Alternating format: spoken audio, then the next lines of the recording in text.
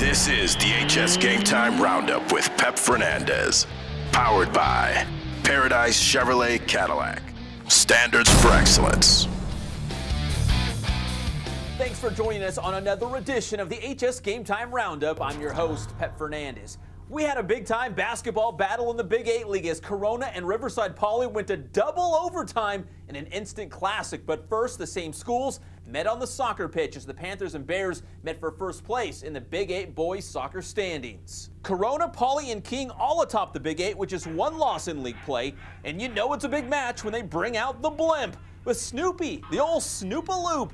You also know it's a big match because it's the Honda Cars of Corona game of the night. First half, the Bears' Eddie Garcia slicing through the Panthers' defense and gives Poly the 1-zip lead. But later in the first half, Corona with the free kick, Chucky Negretti rips a rocket and nets the equalizer. Game tied 1-1 going into halftime. Second half, both sides with some great opportunities to take the lead. Corona the throw-in, my guy Tony Huerta leaps, and the ball just goes over the bar. Then it's Poly's Danny Gomez sizing up the free kick. The laser hangs just left of the cage as this one ends in a draw 1-1 in the Honda Cars of Corona game of the night. So Corona and Poly will have to share first place in the Big 8 for now. Now to basketball. Poly and Corona needed double overtime to settle Friday's league contest.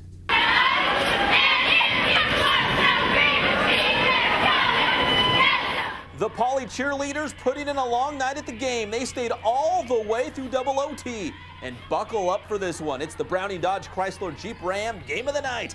You start the highlights in the fourth quarter. Noah Prouse gets the bucket for Poly, but the Bears trailed by 2. Prouse with at least 1 fan in the house. Great sign there. Then with about a minute to play, Jeff Gonzalez gets the putback, tying the game at 45 and sending it to overtime. In OT, the Panthers' Marcos Hazelwood dials up from long distance. Can you hear me now? Good. Then it's Zach Perez from long range. It's all good. Corona leading 54-49. Back come the Bears. Prouse answers with the basket to pull Poly within 1. Now down by 3, it's A.J. Meadows knocking down the triple to even the game at 56. Corona got the ball back with 5 seconds to go. Nolan Kelly is fouled, so he goes to the line for a 1-and-1 to win the game. And Kelly misses. So here we go to double OT. The Bears work the ball inside to Gonzalez, and Poly goes up 63-60.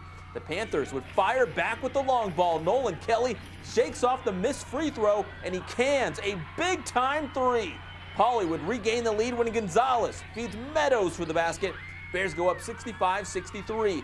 Poly looking to extend that lead, but Ethan Alvano comes up with the steal for the Panthers, and Perez finishes with the basket. Game tied at 65.